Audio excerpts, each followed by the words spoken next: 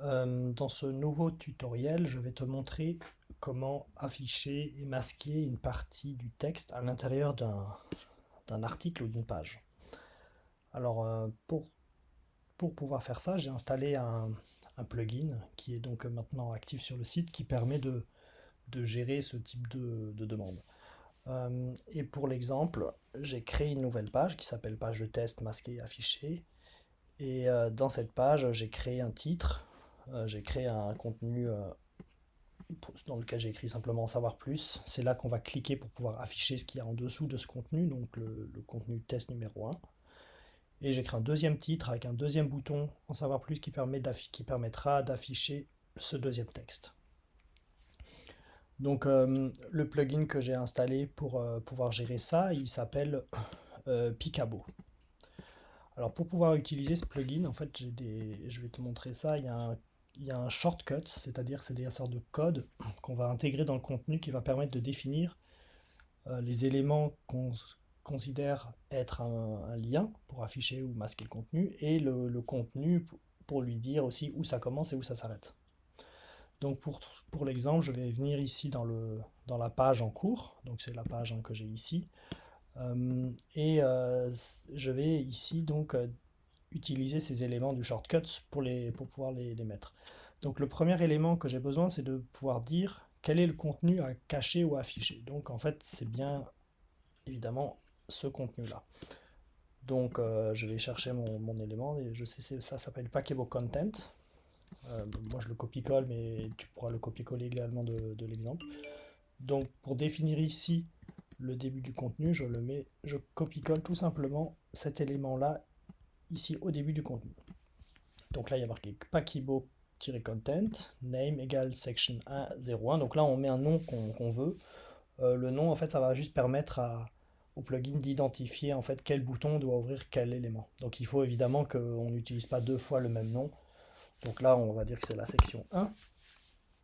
Voilà, donc là, j'ai défini, en faisant ça, j'ai défini que le début de ce contenu section 1 commence ici, et il va falloir que je mette un deuxième élément pour clore cet élément.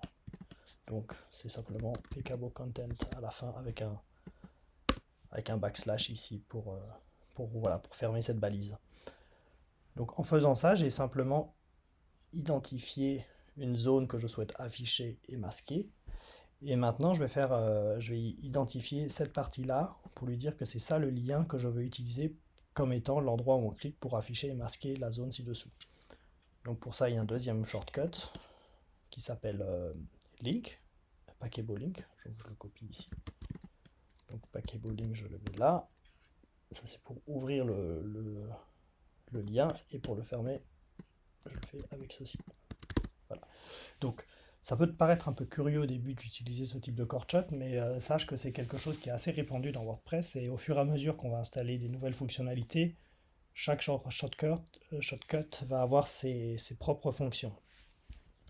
Donc je vérifie ce qu'on a fait. Donc on a packable link, donc c'est-à-dire lien link, qui s'appelle section 1, qui a comme contenu en savoir plus, et on ferme le lien ici. Packable link avec le backslash, ça signifie toujours qu'on ferme quelque chose. Ensuite, on a le packable content de la section 1 qui commence ici, donc c'est le contenu de la zone à afficher et masquer, et qui se termine là. Donc maintenant, je peux mettre à jour le contenu. Et quand je vais voir ce qui s'est passé, en fait, on voit que la section ici est masquée, section 1, et on voit ici qu'il y a un lien qui permet d'ouvrir, d'afficher ou de masquer le contenu qui était à l'intérieur voilà, des balises qu'on a créées. Donc évidemment, l'intérêt maintenant, c'est qu'on va pouvoir ici changer le lien. On va pouvoir en savoir plus, ou on peut dire, on pourrait très bien écrire cliquer ici, voilà par exemple, et puis on peut bien sûr mettre à jour le contenu.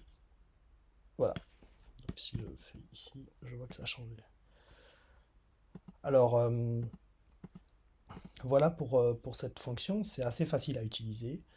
Je te renvoie également sur le site de la documentation de ce plugin qui te donne d'autres options.